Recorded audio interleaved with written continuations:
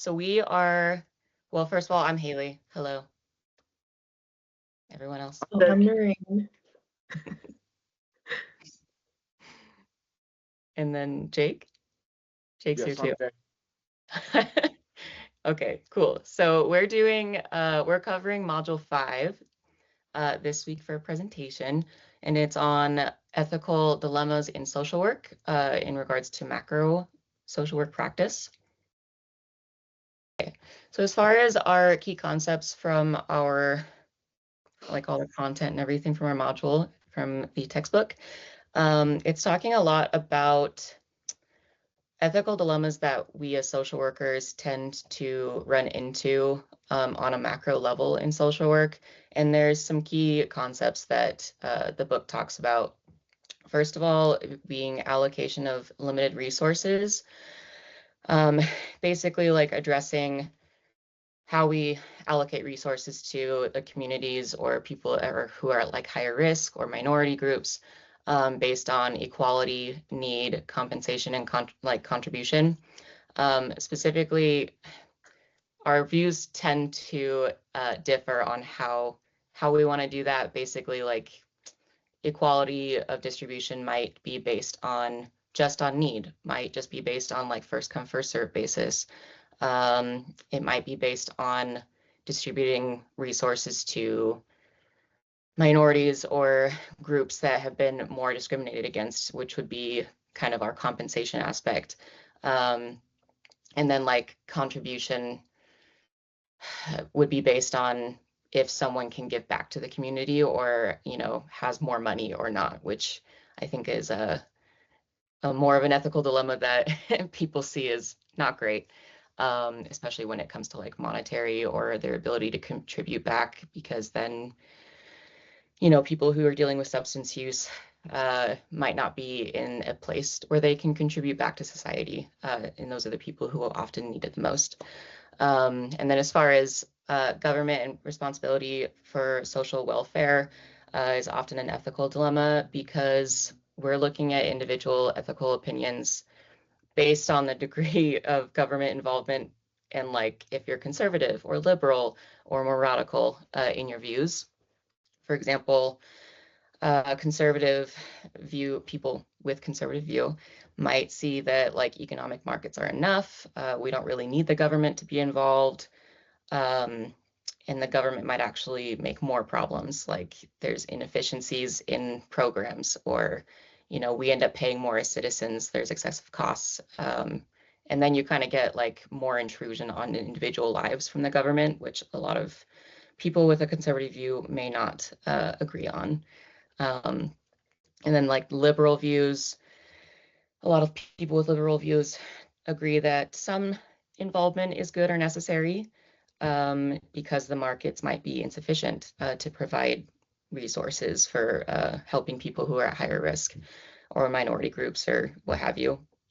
And that there is some sort of responsibility that the government has to provide, you know, programs and resources and funding to those groups as well. Radical views might have some agreement in both places. They might agree that there's excessive intrusion to a degree from the government, but they also a lot of the times feel that the government maybe hasn't gone far enough in what the book says correcting imperfections. So that's kind of an interesting viewpoint as well. That as social workers or in social work, we might run into a lot as far as dilemmas go in finding solutions. And then as far as regulation and law compliance, there's a few different types of like ways that social workers go about it. There's like a renegade social work. The book talks on morality of civil disobedience. And then there's this concept of obeying at all costs. So renegade social work is kind of like with the view that breaking the rules is ethically permissible.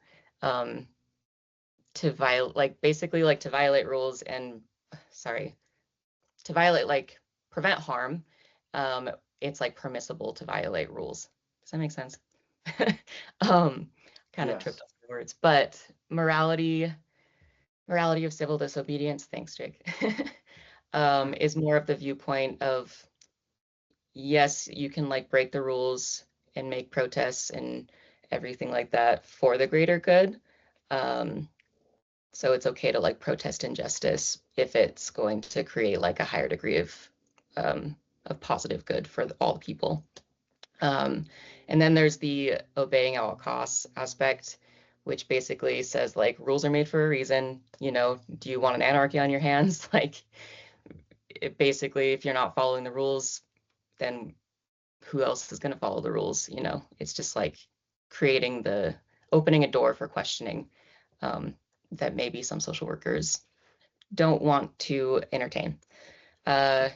Organizational ethics is a lot about labor management disputes. At least the book talks a lot about that. Kind of talks about like the fact that social workers tend to be fairly ambivalent in regards to job strikes, and like taking action to maybe the way that they've been mistreated in their jobs. Basically because there poses a risk for clients and for agencies and for like our community in general if we do choose to take action, because you know that could pause service to a client and put them at higher risk for harm, because we're not able to provide proper and ethical services to them if we were to go on like a job strike, for example. And yeah, a lot of us do tend to want to speak out. A lot of social workers tend to want to speak out, but again, going back to that greater good and the client risk. If we do, is it putting that at risk, or is it helping us in the community and the social work profession become better? On the next slide, it's a couple more. Research evaluation, deception, and whistleblowing. Research evaluation, it kind of talks about the importance of ethical guidelines, and that we've learned a lot about the importance of ethical guidelines through some mistakes that have been made in research, and the mistreatment of participants within those researches within doing research. So basically it talks on our obligation to protect the participants. My thought on that goes back to like the Milgram experiment of 1961 to 1962, where people were like inflicting pain on purpose, like through electrocution to others. And obviously, there's an obvious inflicting of pain on that, and complete opposite of us protecting the participants. Also, like the Stanford prison experiment in 1972, where the Stanford college students ended up really mistreating each other and abusing each other, essentially, when like one group of students were the guards and then the others were inmates. They just found it justifiable, which again, you know, going against that obligation to protect. And then deception, I looked at it as that non-maleficence that Ashley talks about under extreme circumstances. So basically, like, lying is kind of okay under extreme circumstances if it's going to protect someone else. Basically, like if you were lying to someone like an abuser about the whereabouts of the victim that they're abusing, like in a domestic violence case, would be a good example of that. Basically, it's kind of talking about, it's obviously it depends, but you never want like a personal interest to be involved. It's like acceptable, quote unquote, you know, in these ethical dilemmas for a social worker to decide that deception or lying is maybe okay or for the better good, but if it's for that reason and no personal gain is involved.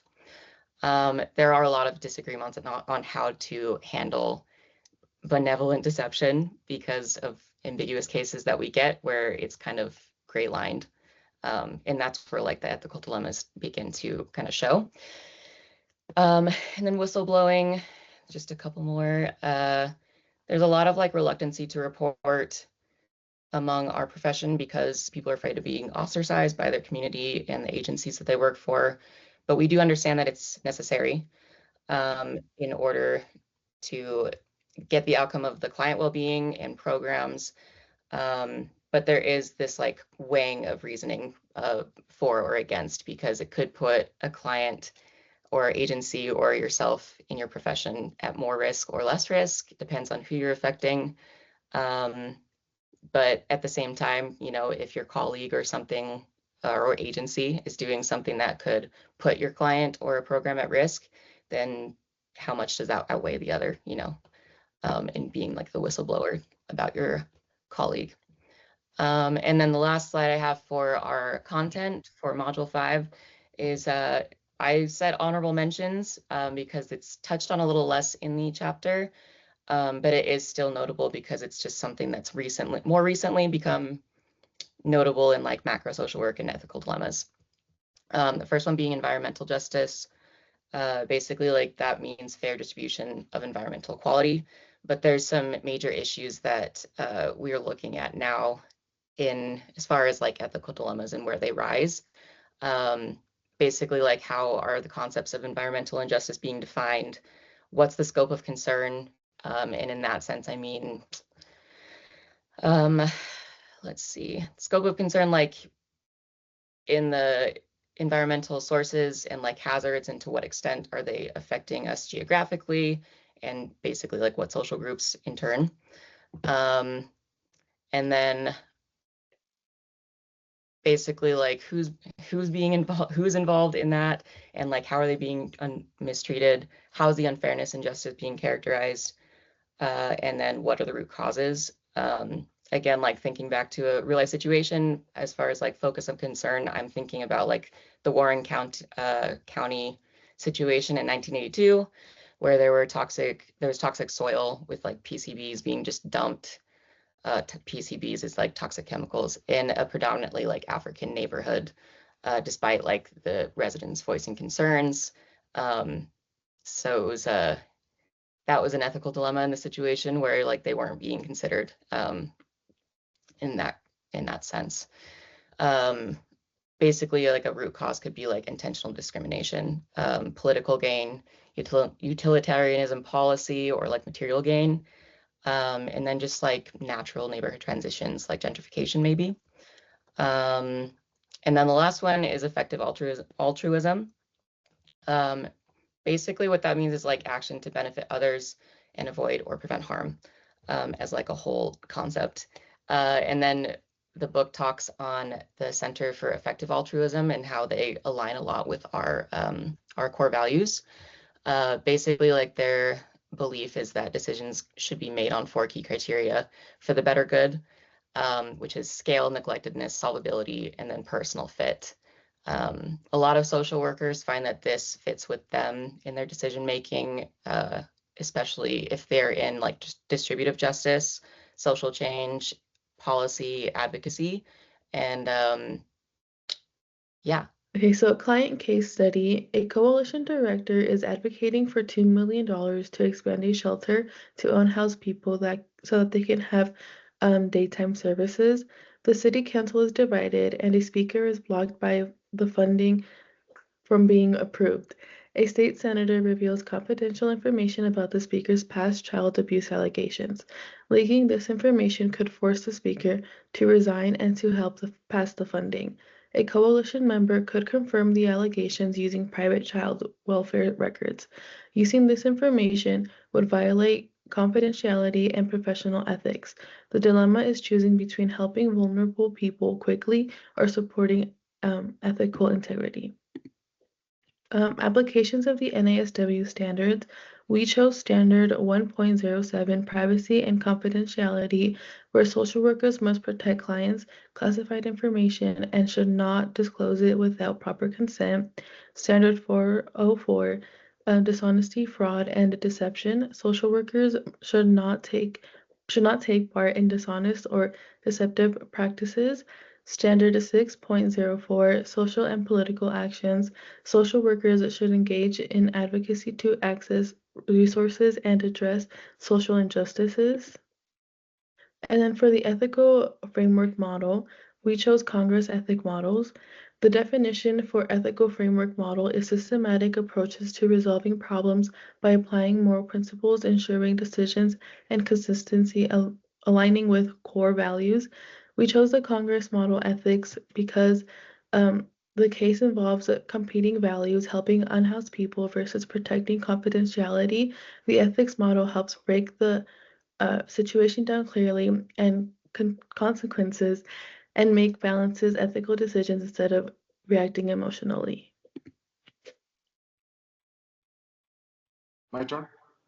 Yes. Oh, okay. So in my part of the presentation, I'm going to discuss, so what did we do? So here's the scenario. We went through all the things that we should do and some of the legal aspects, code of ethics aspects. And now what? I discussed with my amazing team that is probably sore as heck from carrying me through the technical part of this. But in my part of the presentation, we're going to discuss some of the dialogue and as a group, along with our thoughts, decision making, why we chose basically to remain ethical. Which in this scenario, we may not get the funding and we don't get that immediate gratification, but we choose to remain ethical. But we also discuss some of our, what can we do now? If that's the case, what are some of the options? What are some of the hot buttons that we could do to move our agenda forward? But we asked the question why. So what's the underlying agenda here? First off, a senator comes to us and says, "Hey, I've got this information about this council member that will get you the funding." What's her agenda? Why? Why does she care? Why doesn't she leak the information herself? Right? So to move forward, our first point is we're going to remain ethical at all costs and remaining true to our own values, our own beliefs, along with following the code of ethics as a social worker and following those particular standards. In this scenario, as the boss, as the director, you're the boss. You're everything. You represent yourself, you represent the community, and any decision you make recommends a group of people, or as Haley talked about, a macro amount of people rather than just yourself. We decided if we were to leak information and refer to one of our colleagues, which is the child welfare worker, if we were going to talk to him, we're putting all parties at risk, meaning ourselves as the director and all the hard work that we put in, the community, the coalition that we put together probably over years to get to a point where there's $2 million on the table. And then all the work we put in with political parties, news agencies, public participation, public awareness, all that is at risk if we decide to do something that's not ethical. And then obviously the child welfare worker, his licensing and having him give us information that was leaked to us. And that kind of drips into the Code of Ethics 2.02, which is confidentiality, which means you've got to respect confidential information shared by colleagues. And you're just not going to use that to manipulate the situation. So it's just a slippery slope is the problem. Once you travel down that road where you're going to make decisions, even though it's going to help a lot of people, you're probably guaranteed funding. But when you go down that road, where do you stop? It's going to come up again, and you put everybody in jeopardy and everybody at risk. So now what? What do we do now? We are making decisions that are probably probably going to make sure we don't have funding. So we're going to do what we've done up to this as a treatment team. We're going to continue to put pressure on the media, except for we're going to bump it up quite a bit. We're going to show stories of the struggling families. We're going to have them write stories of struggling families, but more importantly, videos of those families in the cold, in the heat, whatever it is. And then also videos of, and if the news won't do it, we'll do it ourselves and give it to the news. And we'll take pictures of videos of the cops arresting our families. And just basically getting it out there and really relying on the heart of the community to help us with the influence on our agenda. But we're also going to put efforts on the council members. We're going to keep focus on the one member that we know now is putting the stop to our funding, and we're going to continue, and we might even mention his name in the news. That's not against the code of ethics, and we're fine with it. But circling back to the underlying issue is the senator. The senator has more power than the council member. We're going to put pressure on her to move our agenda forward, to support what we're doing and get this agenda passed so we can help all these family members. So in conclusion, the one thing I've learned in this line of work is if you expect immediate gratification, you're not going to get it.